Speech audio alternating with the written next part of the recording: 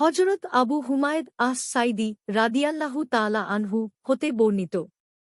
তিনি বলেন, সাহাবীগণ বললেন, হে আল্লাহর রসূল, আমরা আপনার প্রতি কিভাবে দরুদ পাঠ করব? রাসূলুল্লাহ সাল্লাল্লাহু আলাইহি ওয়াসাল্লাম বললেন, তোমরা বলো, আল্লাহুম্মা সল্লি আলা মুহাম্মাদিয় ওয়া আজওয়াজিহি ওয়া যুররিয়াতিহি কামা সাল্লায়তা আলা আলী ইব্রাহিমা ওয়া বারিক আলা মুহাম্মাদিয় ওয়া আজওয়াজিহি ওয়া যুররিয়াতিহি কামা বারকতা আলা আলী ইব্রাহিমা ইন্নাকা হামিদুম মাজিদ।